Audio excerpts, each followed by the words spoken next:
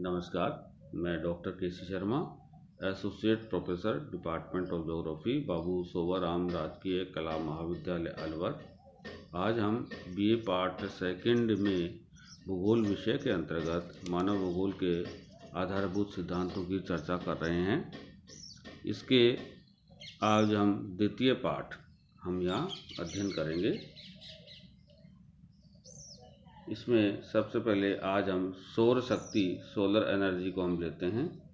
यह पृथ्वी के धरातल पर होने वाले सभी कार्यकलापों को शक्ति प्रदान करता है। सूर्य तापांतर के द्वारा सारी पृथ्वी पर परिवर्तन लाता रहता है। इसी तापांतर के कारण वायुदाब और अन्य भौतिक दशाओं में अस्थायित्व आता रहता है, जिसके फलस्वरूप प्रकाश, गर्मी, वाष्पीकरण और बादलों का होना, ऊर्जा, वर्षा, हिम, ओस, पाला, आंधी और तूफानों का जन्म होता रहता है। वास्तव में वायुमंडल पर सूर्य का पूरा नियंत्रण होता है और इससे पृथ्वी के धरातल पर परिवर्तन होता रहता है। हिमानियाँ और नदियाँ भी इसी की देन होती हैं। वर्षा अधिक होने और बर्फ़ के पिघलने से उत्पन्न होने वाली नदियों से भूमि के ऊंचे भागों का अपरदन होने लगता है। मिट्टी बहकर अन्यत्र गड्ढों को भरना प्रारंभ कर देती है, जिसके फलस्वरूप धरातल में महत्वपूर्ण परिवर्तन आते रहते हैं। कुछ प्रदेशों में वर्षा की कमी से मरुस्थलीय पवनें मिट्टी को उड़ाकर अन्यत्र जमा कर देती हैं। इसके अतिरिक्त सूर्य के तापमान के द्वारा पृथ्वी के सभी चेतन पदार्थ, जीवधारी, पशु, पौधे और मनुष्य भी प्रभावित होते रहते हैं। वे जीवन धारण करते हैं और कालांतर में उनमें परिवर्तन होने लगता है। अतः पृथ्वी के धरातल पर होने वाले समस्त परिवर्तनों का मुख्य कारण सूर्य ही है। पृथ्वी की गतियाँ, मूवमेंट ऑफ अर्थ। उपरोक्त सभी शक्तियों के साथ अन्य कई शक्तियाँ भी कार्य करती हैं, जिनके कारण वायुमंडलीय संचालन में विषमताएं पैदा होती हैं। क्योंकि पृथ्वी स्थिर नहीं है, यह समय समय पर ऐसी गतियों के वशीभूत विचलित होती रहती है, जिससे प्रतिदिन और प्रतिक्षण इसके सूर्य से संबंधित स्थिति में अंतर आता रहता है। पृथ्वी अपनी धुरी पर घूमती रहती है और प्रत्येक भाग बारी बारी से सूर्य की ओर आता रहा है। इसके फलस्वरूप दिन और रात्रि होती है। सूर्य ताप में अंतर होने से क्रमशः प्रातःकाल, मध्याह्न और काल और सायंकाल और रात्रि होती है। क्योंकि पृथ्वी सूर्य के चारों ओर घूमती रहती है, अतः शीत, ग्रीष्म, वर्षा ऋतुएं भी बनती हैं।